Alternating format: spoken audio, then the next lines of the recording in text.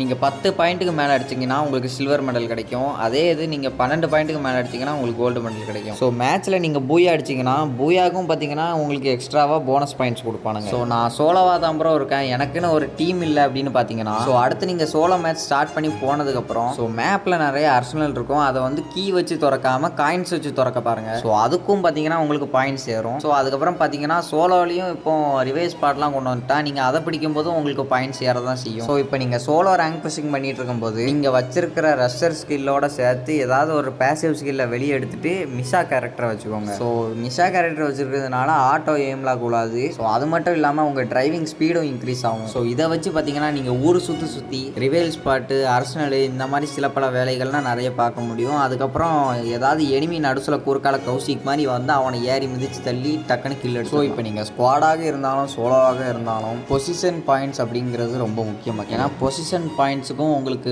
Point ஏறிட்டு தான் இருக்கும். ஸோ பாயிண்ட்ஸ்லாம் அடிச்சுட்டு ஒரு டாப் 5 வரைக்கும் போனதுக்கப்புறம் பூய் அடிக்கலைன்னா என்னை பொறுத்த வரைக்கும் வேஸ்ட் மக்களே.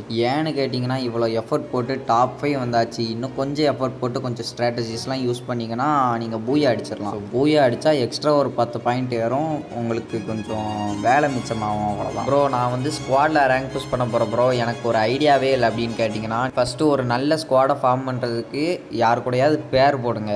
அதாவது உங்கள் சைட்லேருந்து ஒரு ரேங்க் புஷ் பண்ணுறதுக்கு ஒரு ஐடியா, அவங்க சைட்லேருந்து ஒரு ரேங்க் புஷ் பண்ணுறதுக்கு ஒரு ஐடியா கொண்டு வந்து பேர் போட்டு விளையாடுவாங்க. அப்புறம் உங்கள் சைட்லேருந்து ஒரு ஜோன் சர்வேவும் அவங்க சைட்லேருந்து ஒரு ஜோன் சர்வேவும் போட்டு எல்லா மேட்சும் ப்ளஸ் ஈஸியாக நீங்கள் பாயிண்ட்ஸை ஸ்கோர் பண்ணலாம். அட்டாக்கிங் பார்த்தீங்கன்னா உங்களுக்கு எந்த ஸ்கில் நல்லா வருதோ அந்த ஸ்கில்லை வச்சு விளையாடுங்க மக்களே.